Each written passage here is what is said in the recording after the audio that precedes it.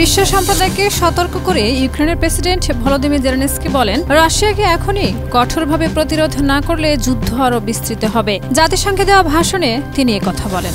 ভারতের ছত্তিশগড় হাইকোর্টের রায় হয়েছে এক ঐতিহাসিক মামলার, যে মামলা ৩৯ বছর ধরে চলমান ছিল, যা প্রমাণ করে যে ন্যায় বিচার পেতে যতই সময় লাগুক সেটা কখনো হারায় না। আলো ঝলমলে স্টুডিও, সামনে হট সিট। কোন বনেগা ক্রোড়পতির ১৭তম সিজনের সঞ্চালকের আসনে বলিউডের মহানায়ক অমিতাভ বচ্চন। ভারতের উত্তরাখণ্ডে প্রকৃতির ডাকে সাড়া দিতে গিয়ে এক যুবক ভয়ঙ্কর বিপদের মুখোমুখি হন।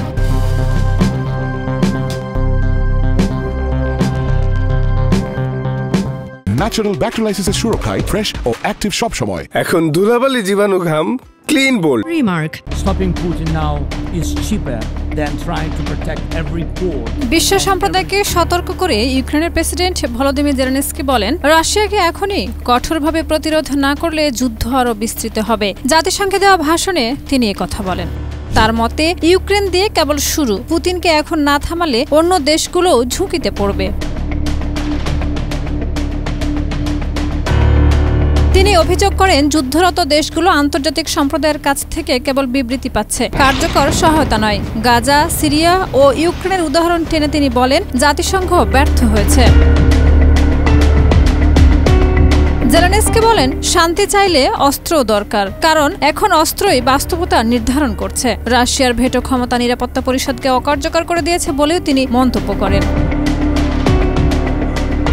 ড্রোন ও কৃত্রিম বুদ্ধিমত্তার প্রসঙ্গে তিনি বলেন, এই প্রযুক্তি এখন মানুষের হাতে মারাত্মক অস্ত্র তুলে দিচ্ছে। তিনি এসব নিয়ন্ত্রণে বৈশ্বিক নিয়ম তৈরির আহ্বান জানান, নইলে পুরো বিশ্বকে এর ফল ভোগ করতে হবে বলে আশঙ্কা প্রকাশ করেন জেলেনস্কি। ভারতের ছত্তিশগড় হাইকোর্টের রায় হয়েছে এক ঐতিহাসিক মামলার, যে মামলা ৩৯ বছর ধরে চলমান ছিল, যা প্রমাণ করে যে ন্যায় বিচার পেতে যতই সময় লাগুক সেটা কখনো হারায় না। মধ্যপ্রদেশের এক ট্রান্সপোর্ট কর্পোরেশনের কর্মচারী যোগেশ্বর প্রসাদ অবস্থিকে ২০০৪ সালে ১০০ রুপি ঘুষ চাওয়ার অভিযোগে ১ বছরের কারাদণ্ড দেওয়া হয়েছিল, কিন্তু ৩৯ বছর ধরে আইনি লড়াই শেষে হাইকোর্ট তাকে নির্দোষ ঘোষণা করেছেন। ঘটনাটি ১৯৮৬ সালের, যেখানে অভিযোগ ছিল যোগেশ্বর বিল নিষ্পত্তির জন্য ঘুষ চেয়েছিলেন। তবে হাইকোর্ট দেখেছে মামলায় স্পষ্ট কোনো প্রমাণ ছিল না, কোনো স্বাধীন সাক্ষী ঘুষ চাওয়ার বিষয়টি স্বীকারও করেনি এবং জব্দকৃত টাকার পরিমাণ নিয়ে অস্পষ্টতা ছিল। এছাড়া যোগেশ্বর জানান, সেই সময় তার বিল পাশ করার ক্ষমতাও ছিল না। এই কারণে হাইকোর্ট নিম্ন আদালতের রায় বাতিল করেছেন এবং বলেছেন, শুধু ঘুষ নেওয়ার অভিযোগে সাজা দেওয়া যায় না, তার জন্য প্রমাণ ও উদ্দেশ্য থাকতে হবে। যোগেশ্বর দীর্ঘদিন কর্মক্ষেত্রে অশান্তি ভোগ করেছেন, বদলি হয়েছেন, বেতন কম পেয়েছেন, মানসিক চাপের কারণে তার স্ত্রীর মৃত্যু পর্যন্ত হয়েছে। অবসরের পর পাননি পেনশনও। এখন তিনি সামান্য আর্থিক সাহায্য চান সরকারের কাছ থেকে। আলো ঝলমলে স্টুডিও, সামনে হট সিট। কোন বনেগা ক্রোড়পতির ১৭তম সিজনের সঞ্চালকের আসনে বলিউডের মহানায়ক অমিতাভ বচ্চন এই জনপ্রিয় কুইজ শোর মাধ্যমে প্রকাশ করলেন নিজের অনুভূতির কথা, স্মৃতিচারণা করলেন নিজের সংক্ষিপ্ত রাজনৈতিক জীবনের অভিজ্ঞতা নিয়ে। অমিতাভ বলেন, আমি অত্যন্ত আবেগ নিয়ে রাজনীতিতে এসেছিলাম, কিন্তু সেই একই আবেগ থেকেই রাজনীতি ছেড়েও দেই। আমার জন্মস্থান এলাহাবাদের মানুষ আমাকে প্রচন্ড ভালোবাসত। নির্বাচনে জয়ী হয়ে যখন সংসদে যাই, তখন কিছুদিনের মধ্যে বুঝে ফেলি এই পথ আমার জন্য নয়। রাজনীতি একটি অত্যন্ত কঠিন কাজ। এখানে আপনাকে একদিকে তাকাতে হয়, অন্যদিকে শুনতে হয়, আর প্রতিটি প্রশ্নের জবাব দিতে হয়। এটা সত্যি চ্যালেঞ্জিং। তিনি আরো জানান, সেই সময়ের অভিজ্ঞতা তার কাছে অমূল্য। বলেন, আমি জানি না রাজনৈতিকভাবে কতটা সাফল্য পেয়েছি, কিন্তু ওই সময় আমি ভারতের আসল চেহারা দেখেছি।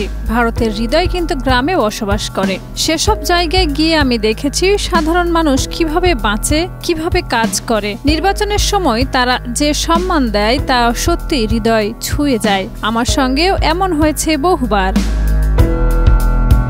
সালটা 1984। কংগ্রেসে যোগ দিয়ে লোকসভা নির্বাচনে প্রতিদ্বন্দ্বিতা করে বিপুল ভোটে জয়ী হন। তার এই রাজনৈতিক জয়কে সেই সময় বলিউডে তাৎপর্যপূর্ণ ঘটনা হিসেবেও দেখা হয়েছিল।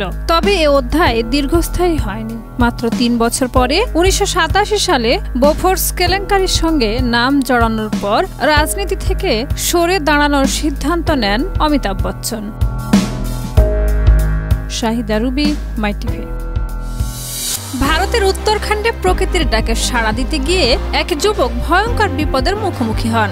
রাতের অন্ধকারে নদীর ধারে গেলে আচমকায় বাড়তে থাকে নদীর পানি। প্রবল স্রোতের হাত থেকে রক্ষা পেতে তিনি ছুটে গিয়ে একটি বৈদ্যুতিক খুঁটির উপর আশ্রয় নেন। পরিস্থিতি এতটাই ভয়াবহ ছিল যে নিচে নামার চেষ্টা করলেই প্রবল স্রোতে ভেসে যাওয়ার আশঙ্কা ছিল। হাফ প্যান্ট ও গেঞ্জি পরা অবস্থায় পুরো রাত তিনি খুঁটিতেই আটকে থাকেন। পরদিন সকালে জাতীয় দুর্যোগ মোকাবেলা বাহিনী এসে তাকে উদ্ধার করে।